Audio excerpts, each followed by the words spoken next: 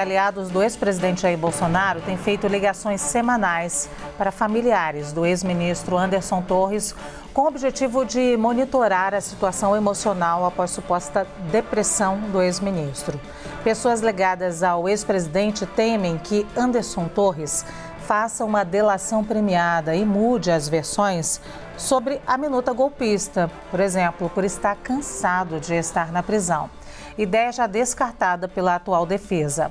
Flávio Bolsonaro teria, inclusive, tentado um encontro com a família de Torres, que negou o pedido.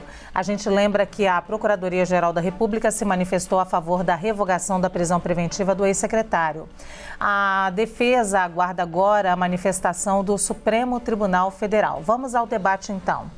Roberto Tardelli, o que Anderson Torres poderia revelar nessa delação premiada, temida pelos aliados do ex-presidente Jair Bolsonaro? Olha que ironia, né? A gente, desde quando surgiu a delação premiada, eu sou absolutamente cuidadoso com ela. Nós sempre entendemos que a delação premiada não podia ser obtida de alguém que estivesse preso, exatamente porque a pessoa presa não tem a liberdade, a autonomia, e a gente foi defendendo isso e perdemos, e apanhamos. Mas cansamos de apanhar de todo mundo que pregava a lei, a ordem, que a delação premiada obtida na prisão era válida. E agora, veja bem, o veneno parece que está se inoculando no próprio escorpião. A gente não sabe o que ele pode dizer, a gente não sabe quais documentos ele poderia ter. O fato de ele estar sendo monitorado pode indicar que ele não tenha contado tudo que sabe. Aliás, ninguém fala tudo que sabe na vida, né? E eu não tenho expectativa quanto a isso. Eu detesto a delação premiada. Eu costumo dizer que o primeiro delator premiado do Brasil foi o Joaquim Silvério dos Reis, né? Que conseguiu benefícios Ele ia ser morto na Inconfidência Mineira, entregou todo mundo e saiu belo, bonito e fagueiro por aí. É esse o exemplo que nós temos. A delação premiada, ela aproveita o que a pessoa tem de pior para tentar obter aquilo que a gente precisa entender o seguinte: não é a verdade, é uma verdade negociada. Uma verdade estabelecida entre duas partes. A delação premiada é um perigo. É um perigo para a obtenção da verdade, é um perigo para a verdade histórica, é um perigo para a verdade processual. A delação premiada, como eu vejo hoje, com o ex-ministro deprimido, deve estar deprimido efetivamente, a privação de liberdade, ela é avassaladora. Eu fico assim pensando que não se faça essa delação premiada com ele. Porque é tão grave o que ele está respondendo, é tão forte o que ele está respondendo, que nós não podemos ter verdades negociadas agora. Nós temos que ter verdades efetivamente apuradas. A delação premiada, no meu entender, não seria o melhor caminho para isso. Talvez fosse o pior. Que ele responda pelo que fez. E aquele que tiver medo do que ele puder eventualmente falar, que também se cuide. Mas que esse monitoramento, essa pressão, essa aproximação da família, pode até configurar um crimezinho, aliás, um crimezão, chamado coação no curso do processo. Você diz essa tentativa do Flávio Bolsonaro de conversar com a família. O que é uma tentativa de conversar? Não é? De repente alguém dá um grito comigo, pode estar tentando conversar comigo, mas está gritando comigo. Nós vamos saber qual é a tentativa, o que é essa tentativa, o que é essa persuasão. Por isso que eu digo, nós precisamos tomar muito cuidado, que eles saibam disso. Há um crime no Código Penal grave, com a pena mínima de 4 anos de reclusão. Se chama coação no curso do processo. Samanta, queria te ouvir. Você acha que pode haver tentativa de coação aí? Você também é contra a delação? E vou te encher de pergunta, é claro. Você acha que essa delação, possível delação, pode ser prejudicial, é claro, para o ex-presidente Jair Bolsonaro? Eu compactuo do que o Tardelli colocou da questão da delação premiada de alguém que está preso, né? Eu acho que a Operação Lava Jato foi uma operação que demonstrou o maior ato de corrupção do país e ela foi muito criticada justamente pelo excesso no uso das prisões preventivas, né? Até que ponto você deixar alguém preso sem uma decisão judicial não é uma forma de que essa pessoa fique deprimida e com isso facilite a realização de uma delação premiada. Eu me pergunto se o Supremo Tribunal Federal, que tantas críticas fez à Lava Jato, por que mantém o Anderson em prisão preventiva? Ou seja, ele representa um perigo tão grande para a sociedade, ele não pode usar a tornozeleira eletrônica, enfim, não existem outros meios? Será que isso não é uma forma também de coagi-lo a uma delação premiada? O que eu verifiquei é que ele trocou o advogado, parece que o advogado anterior era próximo à família Bolsonaro, então o fato dele ter trocado eu vejo com bons olhos para evitar até que se comentem que haja um acordo entre ele e a família do Bolsonaro no sentido de montar uma defesa comum. Portanto, eu acho que do ponto de vista da estratégia da defesa dele foi correto. Se há uma delação ou não, se pode colocar em risco a questão do Bolsonaro, vai ter que ficar provado se houver efetivamente uma interferência do Bolsonaro na questão dos atos de 8 de janeiro. Um aspecto que eu gosto de chamar bastante atenção é a questão da minuta do ato golpista. E aqui eu vou fazer uma análise estritamente jurídica. Eu não consigo ver nessa minuta um ato golpista, porque o que é um golpe, né? É você atentar ilegalmente contra um governo legitimamente eleito. Então, o que está previsto na Constituição não é golpe. O Estado de Defesa é um instituto que está previsto na própria Constituição. Ele não pode ser um golpe.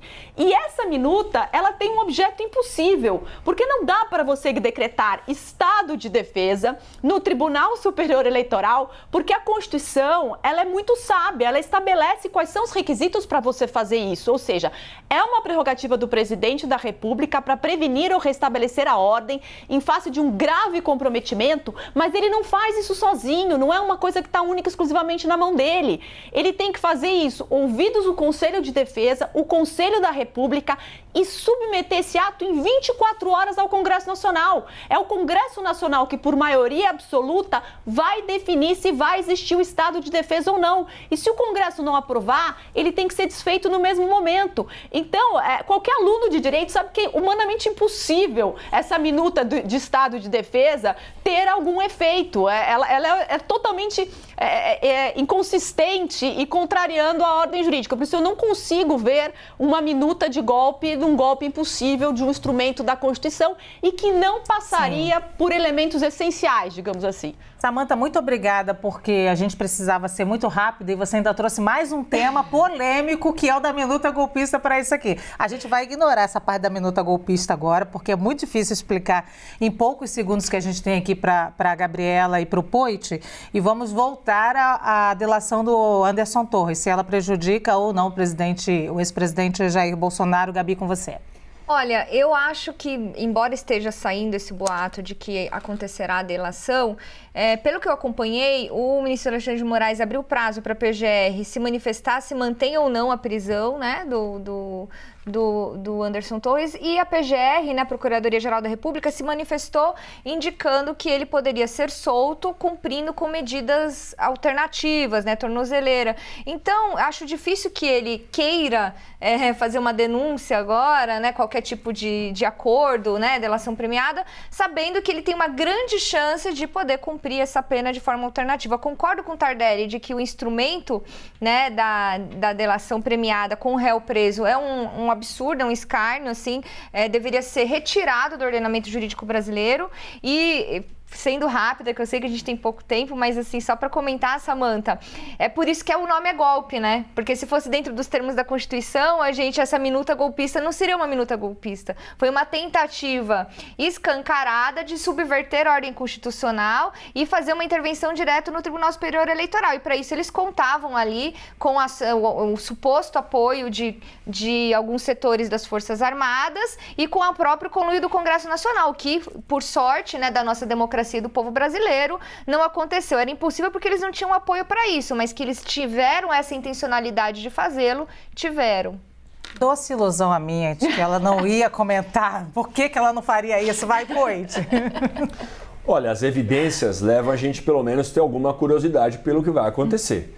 Porque se o advogado do ministro era muito próximo da família Bolsonaro, saiu e trocou, botou outro advogado. O Flávio Bolsonaro quis falar com o ministro, com a família dele. Não vai falar. Então eles, o que está acontecendo com o ministro que não quer falar com a gente. Eu achei muito boa a fala do Tardelli, os argumentos em relação à delação premiada, porque até falar alguma verdade negociada que não tenha acontecido, ele pode fazer nesse momento. Agora, o que me instiga, gente, são duas coisas. A primeira, né, vou trazer um outro assunto que não estava aqui para polemizar um pouquinho. Meu Deus! É a instalação da CPI. Porque esse tipo de coisa, e esse ministro, para mim, deve ser levado na CPI, que não foi instalada. Curiosamente, ontem a gente teve uma reunião dos líderes do Congresso Nacional, o presidente do Congresso, que é o presidente do Senado, Rodrigo Pacheco, negociou, ia ler ontem, não leu, passou para o dia 26, semana que vem, quarta-feira. Curiosamente, no mesmo momento, a gente descobre esse vídeo. Então, por que a base, né, o governo, não queria que se instalasse a CPI? E agora, com esse vídeo que vazou hoje, que a CNN deu exclusividade, como que será a postura do governo? Anderson Torres vai para a CPI também? Porque ali nós vamos descobrir se ele tem culpa, se o presidente anterior tinha alguma responsabilidade, se o presidente atual e a equipe de governo atual tem responsabilidade ou não. Que a CPI seja instalada já, gente, para a gente não ficar em suposição e em dúvida. E por último, eu fico curioso qual será a atitude do STF. Por quê? Porque no 8 de janeiro, mas não deu minutos e horas, Ibanez afastado do governo. Anderson Torres preso. O ministro, chefe do GSI do Lula, vai ser preso também hoje, amanhã? Vai ser afastado do governo? Porque foi as atitudes que foram tomadas lá atrás. Ou 2 pesos, 13 medidas. O GSI é responsável pela Gabinete de Segurança Institucional, é aquele que tem que garantir a segurança. Ele é visto nas imagens praticamente abrindo a porta para os invasores e ainda servindo água. Aquilo ali é muito esquisito. Por si só, na minha opinião, sem dar opinião de advogado aqui, vou me pegar o chapéu de empreendedor, que eu acho que eu sou o único que não é o advogado junto com a Lu, o que vai ser feito com esse ministro? Porque se tinha alguma evidência para afastar o Ibanez de uma vez do cargo e prender o Anderson Torres, o ministro chefe do GSI do Lula deveria ser preso também.